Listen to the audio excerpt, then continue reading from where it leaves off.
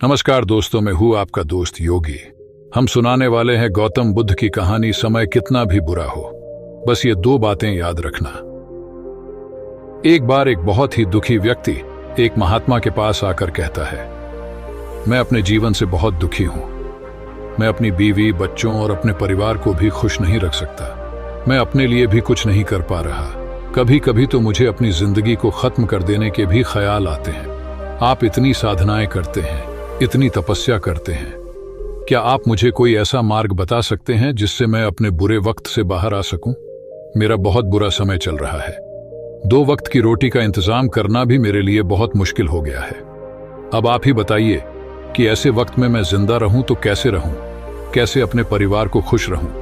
कृपया करके कोई साधारण सा तरीका बताने की अनुकंपा करें ताकि मैं आसानी से समझ सकूं, क्योंकि मैं बहुत पढ़ा लिखा नहीं हूं। अगर आप बड़ी बड़ी ज्ञान की बातें करेंगे तो शायद मैं कभी समझ भी नहीं पाऊंगा। यह सुनकर महात्मा ने मुस्कुराते हुए कहा कि तुम एक काम कर सकते हो मेरा। उसने सामने की तरफ इशारा करते हुए कहा कि उस ऊंची पहाड़ी पर एक मंदिर है और उस मंदिर के पास चींटियां का एक घर है जहां पर हजारों चींटियां रहती हैं। तुम्हें सुनने में बड़ा अजीब लगेगा, लेकिन वो चींटियां उस मंदिर की जमीन को खराब कर देती हैं। उस मिट्टी की उपजाऊ शक्ति वो खत्म कर देती है, जिसके कारण वहां पर कोई भी पेड़ या कोई भी घास पनप नहीं पाती है। तुम मेरा एक काम करो, उसके बाद मैं तुम्हें तुम्हारे सवालों के जवाब दूंगा। तुम 7 दिन तक रोज उस पहाड़ी पर जाओ और उस चींटियां के घर को तहस नहस कर दो, उसको तोड़ दो। जब भी तुम्हें कोई चींटियों का घर दिखे मंदिर के आसपास तो उसे वहीं पे तहस नहस कर देना। लेकिन याद रहे, घर को तोड़ने में कोई भी चींटी मरने नहीं चाहिए। इस बात को समझने का प्रयास करते हुए वो युवक वहां से चला गया। शायद उसको कुछ समझ में नहीं आया था कि महात्मा जी ऐसा क्यों करवा रहे हैं। वो तो उन चिड़ियों पर अन्याय कर रहे हैं, उनका घर तोड़वा रहे हैं, उन्हें नुकसान पहुंचा रहे हैं। आखिर कौन महात्मा ऐसा करेगा? लेकिन फिर भी उस महात्मा की बात मानते हुए वो अगले दिन से ही पहाड़ी पर जाना शुरू कर देता है। जब वो पहले दिन पहाड़ी पर पहुंचता है तो देखता है कि बहुत सारी चींटियां अपना खाना जुटाने में लगी हुई हैं। सारी चींटियां कतार से चल रही थीं और अनाज के छोटे छोटे कण उठाकर अपने घर में जमा करती जा रही थी। ये देखकर पहले तो उस युवक का मन कमजोर पड़ गया। उसने सोचा कि ये इतनी मेहनत करके अपना घर भर रही है और मैं इनके घर को तबाह कर दूंगा तो इनको कितना बुरा लगेगा। लेकिन फिर उसने उस महात्मा की बात याद करते हुए उस घर को तोड़ना शुरू कर दिया। जल्द ही चींटियों में हाहाकार मच गया। वो इधर उधर दौड़ने लगी। अभी तक जो कतार में चल रही थी अब वो बिखर गई और इधर उधर अपनी जान बचाने के लिए भागने लगी। थोड़ी देर में घर टूट गया और सारी चींटियां इधर उधर छुपने के लिए भाग चुकी थी। ये करने के बाद वो युवक दुखी मन से वापस अपने घर पर लौट आया। उसका मन परेशान था, दुखी था, पश्चाताप से भरा हुआ था। फिर उसने अपने बिस्तर में रात में लेटे लेटे ही सोचा कि अब तो उन चींटियों का घर तबाह हो चुका है। अब वह वापस जाने से क्या प्रयोजन है? अब क्या फायदा होगा? क्योंकि चींटियों का घर तहस नहस करने के लिए महात्मा जी ने कहा था, जो मैं कर चुका हूं। लेकिन फिर कुछ सोचकर अगले दिन उसने फिर से जाने का निश्चय किया और अगले दिन सुबह सुबह उठकर वो वापस उसी पहाड़ी पर पहुंच जाता है।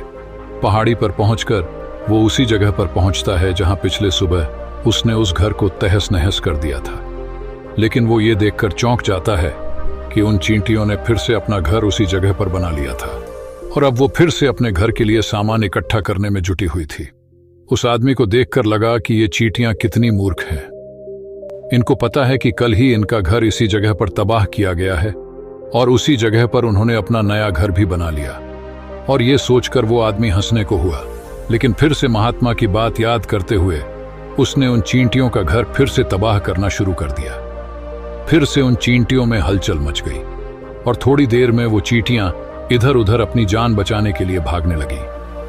कुछ ही देर में उनका घर फिर से नष्ट हो गया और वो युवक थोड़ा संतोष के भाव से कि इस बार तो मैंने अच्छी तरह से उस घर को तबाह कर दिया है। अब तो वो चिड़िया यहां पर अपना घर बना ही नहीं पाएगी। इसीलिए जाने से पहले उसने उस घर पर ठंडा पानी भी डाल दिया ताकि चींटियां वहां पर अपना घर न बना सके। और इस तरह अपना कर्म पूरा करके वो युवक फिर से अपने घर लौट आया। आज रात में सोते वक्त फिर से वो इंसान यही सोच रहा था कि क्या महात्मा ये सही काम करवा रहे हैं? क्या किसी का घर तबाह करना किसी सिद्ध पुरुष को शोभा देता है? क्या हो अगर वो महात्मा सिद्ध पुरुष हो ही ना? क्या होगा अगर वो मुझे बेवकूफ बना रहे हों।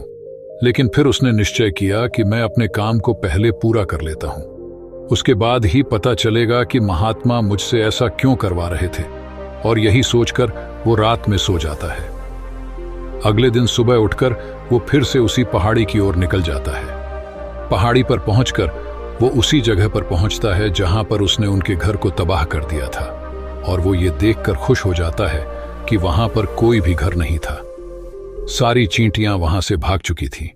अब उसने सोचा कि अब मेरा रोज रोज आने का क्या प्रयोजन, क्योंकि चींटियां तो अपना घर बदल चुकी है और महात्मा जी ने मुझे 7वें दिन आने के लिए कहा था। लेकिन आज तो तीसरा ही दिन है, अब बाकी 4 दिन वापस आने का क्या प्रयोजन। और यही सोचकर उसने निश्चय किया कि यहां से वो सीधा उसी महात्मा के पास जाएगा और उनको ये सारी खबर बता देगा।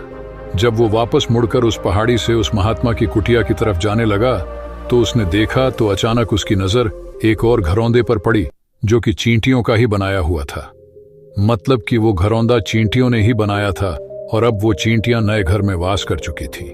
ये नया घर उनके पुराने घर से थोड़ी ही दूरी पर था, और जब उसी युवक की नजर उस घरौंदे पर पड़ी तो उसने सोचा कि शायद महात्मा को पता था कि ये चींटियां अपना घर यहां से बदलकर किसी दूसरी जगह पर बना लेगी, इसीलिए उन्होंने मुझे 7वें दिन आने के लिए कहा था। और ये विचार करके वो उसका नया घर भी तोड़ने के लिए पहुंच जाता है। जब वो वहां पहुंचा तो चींटियां उसी तरह अपने कार्य में लगी हुई थी।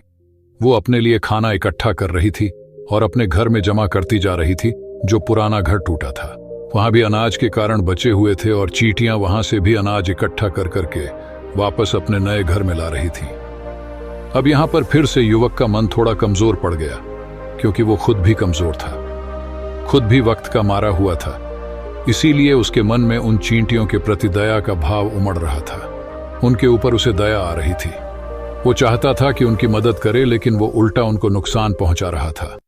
लेकिन उस महात्मा की बात को याद करते हुए उसने फिर से उस घर को तोड़ने का निश्चय किया, और उसने इस बार बड़ी ही सावधानी के साथ बिना किसी चींटी को कोई नुकसान पहुंचाए वो घर तबाह करना शुरू कर दिया। वक्त थोड़ा ज्यादा लगा, क्योंकि किसी भी चींटी को नुकसान न पहुंचाने की शर्त महात्मा ने पहले ही रखी थी।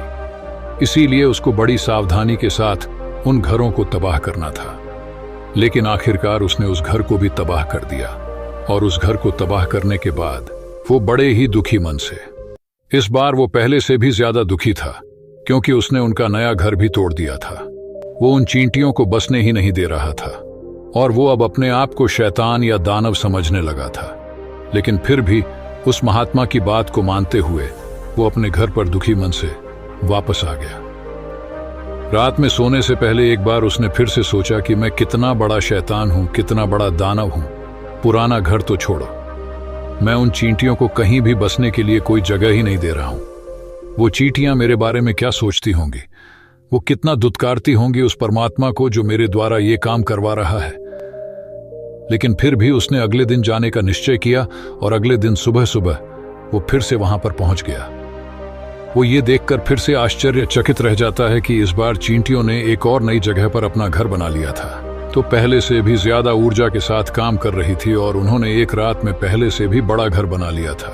और अब वो फिर से अपना अनाज और खाना इकट्ठा करने में जुटी हुई थी। ये देखकर उस आदमी को लगा कि ये चींटियां किस मिट्टी की बनी हुई हैं। मैं इनको बार बार यहां से भगाने की कोशिश कर रहा हूं, और ये वहीं पर अपना घर बना लेती है।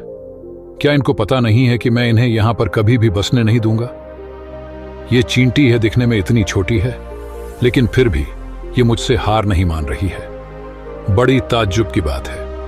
और इस बार उसने गुस्से में उस घर को तहस नहस करना शुरू कर दिया।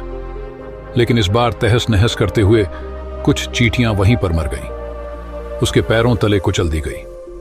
कुचलने के बाद जब वो अपने अहंकार से बाहर आया तो उसने देखा कि गुस्से में उसने उन चींटियों को कितनी क्षति पहुंचा दी है।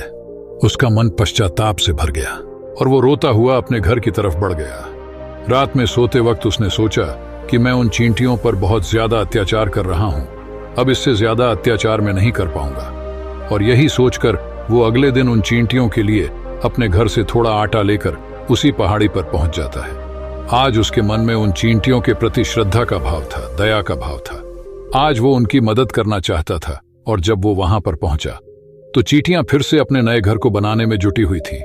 उसने बड़ी ही करुणा के साथ उन चींटियों को अपना लाया हुआ आटा खिलाया और अगले 3 दिनों तक वो ऐसा ही करता रहा। वो रोज सुबह जाता और उन चींटियों को अपने हाथों से आटा खिलाता। 7 दिन के बाद वो युवक उस महात्मा के पास पहुंचकर हाथ जोड़कर बोलता है कि हे महात्मा जी, मुझे माफ कर देना। मैंने उन चींटियों का घर तबाह करने के लिए बहुत कोशिश की। मैंने उनका घर तबाह किया भी 1 बार नहीं, 4-4 बार। मैंने उनका घर तोड़ा, उसके बाद मैं हिम्मत नहीं कर पाया, उनके घर को नहीं तोड़ पाया। मैं समझ सकता हूं कि मैंने आपका काम पूरा नहीं किया और इसके बदले आप मुझे वो तरीके भी नहीं बताएंगे जो कि मुझे मेरे बुरे समय से बाहर निकाल सकते हैं। लेकिन मुझे इसका कोई खेद नहीं है। मुझे लगता है कि मैंने जो किया वो सही किया, इसीलिए मैं आपसे आज्ञा लेकर वापस जा रहा हूं। कृपया मुझे वापस अपने घर जाने की आज्ञा दीजिए। ये सुनकर महात्मा ने मुस्कुराते हुए कहा कि अरे बेटा, कहाँ चल दिए, रुको तो सही, जलपान तो कर लो, थोड़ी देर ठहर जाओ, उसके बाद चले जाना। और ये कहकर वो महात्मा उस युवक के लिए पानी लेकर आते हैं। पानी पिलाने के बाद महात्मा उस युवक से पूछते हैं कि तुम मुझे ये बताओ कि आखिर तुम उन चींटियों का घर तबाह क्यों नहीं कर सके। वो चींटियां तो छोटी छोटी है और तुम इतने विशालकाय हो, फिर भी तुम उन छोटी छोटी चींटियों का घर तबाह नहीं कर पाए। कहाँ है तुम्हारी शक्ति, तुम्हारा बाहुबल। इसका जवाब देते हुए उस युवक ने कहा कि हे महात्मा, मैंने उन चींटियों का घर तबाह कर दिया था, बार बार किया था। एक बार तो अपने गुस्से में उन चींटियों को भी मैंने हानि पहुंचा दी थी, लेकिन जिस दिन मैंने उनको हानि पहुंचाई उसी दिन मेरे को लगा कि मैं इनको क्यों हानि पहुंचा रहा हूं, क्यों इनको इतनी तकलीफ दे रहा हूं, और उसी दिन से मैंने उनको क्षति पहुंचाने की बजाय, नुकसान पहुंचाने की बजाय उनकी सहायता करनी शुरू कर दी। ये सुनकर उस महात्मा ने कहा कि यही तो सीखने की बात है। एक छोटी सी चींटी हमें जीवन का संदेश दे जाती है। मैंने तुम्हें उन चींटियों का घर तबाह करने के लिए नहीं भेजा था, मैंने तुम्हें भेजा था ताकि तुम उन चींटियों से कुछ सीख ले सको। तुम्हें क्या सीख मिली उन चींटियों से, क्या मुझे बता सकते हो? यह सुनकर उस युवक ने पूरी कहानी बयां कर दी। पूरी कहानी सुनने के बाद महात्मा ने मुस्कुराते हुए कहा कि बेटा, पहली सीख जो इन चींटियों से लेने की थी वो ये थी कि तुमने कितनी ही बार उनके घर को तोड़ने की कोशिश की, कितनी ही बार प्रयास किया कि उनका घर तबाह हो जाए, लेकिन वो हर बार अपना नया घर बना लेती थी। उन्होंने कभी भी हार नहीं मानी। अगर वो हार मान लेती तो वो चींटियां तुम्हें वहां पर नहीं मिलती। जीवन कार्यशीलता का नाम है, कर्मशीलता का नाम है, लेकिन हम मनुष्य 1-2 बार हार मिलने पर ही टूट जाते हैं, हताश हो जाते हैं और फिर जीवन में प्रयास ही नहीं करते। और कुछ लोग तो अपनी जिंदगी को खत्म करने पर उतारू हो जाते हैं। लेकिन जानवरों में तुमने एक बात देखी होगी कि वो अपना जीवन खुद से, स्वयं से कभी खत्म कर ही नहीं सकते। तुमने कभी नहीं सुना होगा कि किसी जानवर ने आत्महत्या कर ली, चाहे वो जानवर कितना ही भूखा क्यों ना हो, कितना ही दुखी क्यों ना हो, लेकिन वह अपने जीवन के लिए हमेशा संघर्ष करता रहता है। लेकिन वहीं पर दूसरी तरफ हम मनुष्य 1-2 बार हताश होने पर ही अपना जीवन खत्म कर लेते हैं। जीवन तो कर्मशीलता है, कर्म करने का नाम है जीवन, और मृत्यु आखिरी विश्राम है, परम विश्राम है। इसीलिए मृत्यु से पहले कर्म करना कभी मत छोड़ना, क्योंकि मृत्यु के बाद तो तुम परम विश्राम में चले ही जाओगे। तो उससे पहले कर्म करना क्यों छोड़ रहे हो, क्यों हताश हो रहे हो? अगर तुम्हारा एक घर टूट गया है तो दूसरा घर बनाने का प्रयास करो, कोशिश करो, और कोशिश करने वालों की कभी हार नहीं होती। ये तुम उन चींटियों से देख चुके हो। देखने में तुमसे कितनी छोटी है वो चींटियां, और तुम इतने बड़े हो, लेकिन उनका मन तुम्हारे मन से इतना बड़ा है, इतना विशाल है, इतना दृढ़ संकल्प ही है कि इतनी बार घर टूटने पर भी उन चींटियों ने कभी हार नहीं मानी। दूसरी सीख ही यहां से लेने की थी। वो ये थी कि जब भी हमारे ऊपर बुरा समय आता है, हमें लगता है कि ये समय कभी नहीं जाएगा, ये समय मेरे जीवन को बर्बाद कर देगा, मुझे कभी नहीं जीने देगा। और अपने इन्हीं ख्यालों से, अपने इन्हीं विचारों से, जिनका असलियत में कोई भी अस्तित्व नहीं है, वो सिर्फ विचार है, और वही विचार हमारे मन को दुखी कर देते हैं, और इसीलिए हम प्रयास करना भी छोड़ देते हैं। लेकिन तुम खुद सोचो कि बार बार प्रकृति हमें क्षति पहुंचाएगी, नुकसान पहुंचाएगी, लेकिन कब तक पहुंचाएगी? अगर हम बार बार फिर से उठ के फिर से नया प्रयास करते रहेंगे तो प्रकृति भी हमारे सामने घुटने टेक देगी, और वो भी एक दिन हमारे ऊपर दयावान हो जाएगी, कृपालु हो जाएगी, और वो हमें सब कुछ देने लगेगी जिसकी हमने कभी कामना की थी। तुमने खुद देखा कि तुम उन चींटियों को तबाह करने के लिए पहुंचे थे, लेकिन बाद में तुम ही उन चिड़ियों को अनाज और आटा देने लगे। तुम ही उन पर कृपालु हो गए। क्यों हुए? क्योंकि तुमने देखा कि वो चींटियां हार ही नहीं मान रही हैं। इसी तरह अगर तुम भी अपने जीवन में कभी हार नहीं मानोगे तो एक ना एक दिन ये प्रकृति तुम्हें वो सब कुछ देगी जो तुम अपने जीवन में पाना चाहते थे। इसीलिए 2 सीख याद रखना, कर्मशीलता, कार्य करते जाना, और दूसरा कि एक ना एक दिन प्रकृति तुम्हारी उस कर्म का परिणाम तुम्हें जरूर देगी। इस कहानी से आपको काफी कुछ सीखने को मिला होगा। आइए सुनते हैं हमारी दूसरी कहानी, गौतम बुद्ध कहानी। जीवन में असंभव कुछ भी नहीं होता। इस प्राचीन हिंदू कहानी में एक गुरु महर्षि अपने छात्रों, शिष्यों को जीवन के कुछ महत्वपूर्ण पाठ सिखाता है। इस कहानी में आप आत्म सुधार और आत्म साक्षात्कार के बारे में कुछ महत्वपूर्ण पाठ पढ़ेंगे। आत्म अनुशासन और आत्म जागरूकता द्वारा आत्म सुधार पर यह सबसे अच्छी कहानी है। मुझे आशा है कि आपको आत्म सुधार पर यह प्रेरक प्राचीन हिंदू कहानी पसंद आएगी। पुराने गुरुकुल में एक सुबह एक गुरु अपने शिष्यों को प्रवचन दे रहे थे। वो शिष्यों से कह रहे थे कि जब कभी भी आप शांत मन से बैठकर सोचेंगे तो आप यह महसूस करेंगे कि ये ब्रह्मांड, ये प्रकृति, ये सबको समान रूप से अवसर देते हैं या हर एक के लिए अपार संभावनाएं हैं। अथाह भंडार है जो जितना चाहे ले सकता है, लेकिन साथ ही साथ आप यह भी महसूस करेंगे कि हमें लेना नहीं आता, हमें हासिल करना नहीं आता, क्योंकि किसी भी चीज को हासिल करने का एक तरीका होता है, एक विधि होती है और कुछ ऐसे सूक्ष्म रहस्य है जिनका अभ्यास करना ही उस सफलता का आधार होता है, उस सफलता को पाने का सही तरीका होता है। कौन है ऐसा जो सफल नहीं होना चाहता? कौन है ऐसा जो खुश नहीं रहना चाहता? मगर फिर वो ऐसी कौन सी चीज है जो हमें ये सब पाने से रोकती है? वो है हमारे खुद के नकारात्मक विचार, वो है हमारी खुद से होने वाली नकारात्मक बातचीत और हमारा मन खुद ही ऐसे विचार पैदा करता रहता है जो हमारे आत्मविश्वास को कमजोर बना देता है और हमें विश्वास दिला देता है कि हम उस सफलता के लायक नहीं। और यही वह सूक्ष्म रहस्य है। अपने मन में चल रहे विचारों को एक सही दिशा देना, उन्हें नकारात्मक से सकारात्मक की ओर मोड़ना, खुद से की जाने वाली मानसिक बातचीत को सही करना और खुद पर विश्वास करना। गुरु ने आगे कहा, क्या आपके अंदर कुछ ऐसा है जो आपको मुश्किल से मुश्किल वक्त में भी हार नहीं मानी देता? लोग जब उदास और परेशान होते हैं तो अक्सर वो सब कर बैठते हैं जो उन्हें नहीं करना चाहिए। नकारात्मक भावनाओं की वजह से कई बार हमारे अंदर की बुराई बाहर आ जाती है और हम गलत कदम उठा लेते हैं। गुरु ये सब बोल ही रहे थे कि तभी एक से खड़ा होता है और गुरु से प्रश्न करता है, गुरुदेव, क्या आप हमें बता सकते हैं कि हमें अपने अंदर की बुराई और नकारात्मकता का सामना कैसे करना है और जिंदगी को सकारात्मक विचारों के साथ कैसे जीना है? गुरु ने मुस्कुराते हुए कहा, खुश रहना उतना भी मुश्किल नहीं है जितना आप सोचते हैं। बस हमें हर सुबह और शाम अपने विचारों को सही दिशा देना है। हर नया सवेरा एक उम्मीद लेकर आता है, क्योंकि हर नए दिन के साथ नए सपने, नई उम्मीदें और नए मौके मिलते हैं। इसीलिए अपनी हर दिन का दिल से स्वागत करो। कौन जाने कल क्या होगा, क्योंकि आने वाला समय तो किसी ने नहीं देखा है ना। अक्सर हम सभी सोचते हैं कि हमारे सामने एक लंबी जिंदगी पड़ी है। ये बात सच है, लेकिन यह भी एक सच है कि जिंदगी का कोई भरोसा नहीं। कब क्या हो जाए कहना बड़ा मुश्किल है। इसीलिए हर दिन को अपना एक नया जन्म समझकर जीना शुरू करो, क्योंकि इस सोच के साथ जीवन जीने से आप कभी दोबारा उदास महसूस नहीं करेंगे, बल्कि आप खुद से और अपने करीबी लोगों से और भी ज्यादा प्रेम करने लगेंगे। और फिर जो भी करेंगे पूरे जोश और उत्साह के साथ करेंगे। आपका हर दिन हंसी और खुशी के साथ बीतेगा। गुरु ने आगे कहा, अगर आप सफलता चाहते हैं तो आपको कुछ समझौते भी करने पड़ेंगे। जीवन का यही नियम है। अपनी आराम की स्थिति में रहते हुए आप कभी कुछ बड़ा हासिल नहीं कर सकते। जीवन में बदलाव लाकर ही आप उसे एक नई दिशा दे सकते हैं। इसीलिए हर बदलाव का खुले मन से, खुले दिल से स्वागत करो। जो लोग समय के साथ बदलना सीख जाते हैं, सफलता भी उन्हीं को मिलती है। अगर आपको लगता है कि आपकी जिंदगी में बहुत मुश्किलें हैं और आप परेशान हो चुके हैं, तो आपको मुश्किलों का सामना करने के प्रति अपने नजरिए को बदलना होगा। अपने सोचने के तरीके को भी बदलना होगा। चाहे कोई सा भी बदलाव आए और वहीं कितना ही मुश्किल क्यों न लगे, आप बस उसका सामना कीजिए।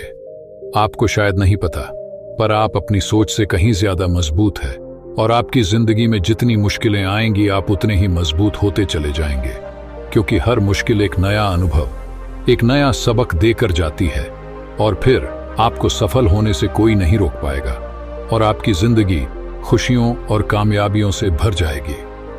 बुरे काम करके ये मत सोचो कि अब आपके साथ कुछ अच्छा होगा। अगर जिंदगी में सब कुछ अच्छा चाहिए तो फिर अच्छा ही सोचना होगा और अच्छा ही करना होगा, तभी आप पर इस ब्रह्मांड की मेहरबानी होगी। इसीलिए अपनी सोच और अपने कर्म पर सही नियंत्रण रखो। हम दुनिया को किस नजर से देखते हैं यह काफी हद तक हमारी अपनी सोच पर निर्भर करता है। एक नकारात्मक मानसिकता वाले व्यक्ति को दुनिया में सिर्फ बुरा ही दिखती है, जबकि सकारात्मक सोच हमें जीवन के उन चीजों की अहमियत करवाती है जो अभी हमारे पास है और उस ब्रह्मांडीय शक्ति की कृपा से हमें मिली है। गुरु ने आगे कहा, अपने मन को शांत रखना सीखो। दिन भर की भाग दौड़ के बीच खुद को शांत रखने का कोई तो तरीका सीखो। एक शांत मन के साथ हमें अपने अंतरात्मा में झांकने का मौका मिलता है और हम खुद से ही सवाल जवाब करते हैं, जैसे कि मैं कौन हूं, मेरे जीवन का उद्देश्य क्या है, क्या मैं एक अच्छा इंसान हूं, क्या मैं एक अच्छा पिता या पति हूं, या क्या मैं एक अच्छा बच्चा हूं। आप जितनी गहराई से अपनी अंदर झांकेंगे उतना ही ज्यादा खुद को जाएंगे। आप अपने आसपास की चीजों को समझने लगेंगे, लोगों का स्वभाव और उनका समझने लगेंगे। फिर आप चीजों और लोगों को लेकर बात बात पर परेशान और उदास होना छोड़ देंगे। आपको यह एहसास होने लगेगा कि आपके किसी भी काम का क्या असर पड़ेगा। किसी भी काम से अगर आपको दुख पहुंचे तो उस काम को मत कीजिए और जो चीज खुशी दे उसे जरूर कीजिए। फिर देखिए आपकी जिंदगी में कैसा ठहराव आता है। हमें जिंदगी एक बार ही मिलती है तो क्यों ना इसे भरपूर तरीके से जिए। जो दिल करे वो करो, खुद को बंदरों में मत बांधो। लेकिन हाँ, इस बात का भी ध्यान रखो कि वो मनमानी ना हो, बुद्धिमानी हो और आपके भीतर की आवाज हो। इसीलिए कुछ भी करने से पहले अपनी अंतरात्मा की आवाज सुनो। आपके दिल की चाहत कुछ भी हो सकती है, जैसे कोई नया व्यापार शुरू करना, किसी नए शहर में जाकर अपनी किस्मत आजमाना या फिर कुछ महत्वपूर्ण हासिल करना। जो भी आपके दिल में है उसे पाने के लिए कम से कम एक बार अपना संपूर्ण प्रयास जरूर करो। ये मत सोचो कि इसका परिणाम क्या होगा। जो मन में है बस उसे कर डालो। अक्सर हम उधेड़बुन में फंस जाते हैं क्योंकि हमारा दिल कुछ कहता है और दिमाग कुछ और। लेकिन प्रयास करने पर ज्यादा से ज्यादा आपके साथ क्या हो सकता है, यही ना कि आपको सफलता नहीं मिलेगी। गुरु ने आगे कहा, लेकिन कम से कम आपको इस बात का पछतावा तो नहीं रहेगा कि आपने कोशिश नहीं की। कुछ न करने से तो बेहतर है कि हम उस काम को करके उसमें असफल हो जाएं। गुरु ने आगे कहा, आपकी अंतरात्मा आपकी भलाई चाहती है। इसकी आवाज को कभी भी नजरअंदाज मत करो, क्योंकि अंदर से आने वाली आवाज ही हमें सफलता के रास्ते पर ले जाती है। जब भी आप कुछ गलत सोचते हैं या करते हैं तो सबसे पहले अंदर की आवाज ही आपको टोकती है, गलत करने से रोकती है। कभी सोचा है ऐसा क्यों? क्योंकि यह हमेशा हमारा भला चाहती है। यही तो ऊपर वाले का दिया हुआ सबसे अनमोल उपहार है हमारे पास, जिसे हम समझ या बुद्धिमत्ता कहते हैं। अगर जिंदगी की खूबसूरती को समझना है तो अपने अंदर झांक कर देखो। ये देखो कि तुम्हारे पास क्या क्या है और तुमने अपने जीवन में कितना कुछ हासिल किया है। जिंदगी की सुंदरता को आप केवल तभी महसूस कर पाएंगे जब आप धन्यवाद के भाव से भरे रहेंगे, बजाय यह सोचकर दुखी होने के कि हमारे पास क्या नहीं है। यह सोचकर खुश रहो कि हमारे पास कितना कुछ है और इसी संतोष की भावना और शांत मन के साथ अपना प्रयास जारी रखो। इतना कहने के बाद गुरु कुछ देर के लिए मौन रहे और फिर कहना शुरू किया, क्या आप जानते हैं शब्द तलवार से ज्यादा ताकतवर होते हैं? इसीलिए शब्दों का उपयोग सोच समझकर करना होता है। ऐसी बात करने से बचो जो किसी दूसरे को बुरी लगे। साफ और स्पष्ट राय रखना अच्छी बात है, लेकिन किसी को ऐसी बात मत बोलो जो उसे अंदर तक चुप जाए। सच भी तो सभ्यता के साथ कहा जा सकता है ना। अगर आप क्रोध में हैं तब भी किसी को उल्टा सीधा कहने से बचो। नहीं, ऐसा ना हो कि आपको बाद में पछताना पड़े। बात करते समय अपनी आवाज में नरमी रखो। जहां तक हो सके साफ बात कहो, लेकिन प्रेम से कहो। एक अच्छा इंसान बनने के लिए आपको सिर्फ इतना ही करना है। हाँ, लेकिन इन आदतों को अपने स्वभाव का हिस्सा बनाने में समय लगता है, क्योंकि इनका अभ्यास करना पड़ता है। खुद से पूछिए कि क्या आप एक अच्छे इंसान हैं और आपको क्यों लगता है कि आप अच्छे हैं? आपके अंदर ऐसी कौन सी खास बात है? आप दूसरों से किस तरह से पेश आते हैं? ये सवाल आपको अपनी कमियां जानने में मदद करेंगे। शुरुआत में हो सकता है खुद से ऐसे सवाल जवाब करना आपको अजीब लगे, लेकिन खुद से ऐसे सवाल करते रहिए और खुद को विनम्र, वो अंदर से शांत रखने का प्रयास करेंगे। अगर एक इंसान के रूप में आपको अपने अंदर सुधार लाना है तो अपनी कमियों को पहचान कर उन्हें दूर करना ही होगा। गुरु ने आगे कहा, दुनिया में प्रेम से बढ़कर कुछ भी नहीं है। प्रेम आपको आबाद भी कर सकता है और ये आपको बर्बाद भी कर सकता है। हालांकि प्रेम को न समझना ही बर्बाद करेगा, क्योंकि प्रेम तो बड़ी पवित्र चीज है। प्रेम ही ईश्वर है, ऐसा कहा जाता है। अपना नियम बना लो कि आपके अंदर सबके लिए प्रेम और करुणा हो।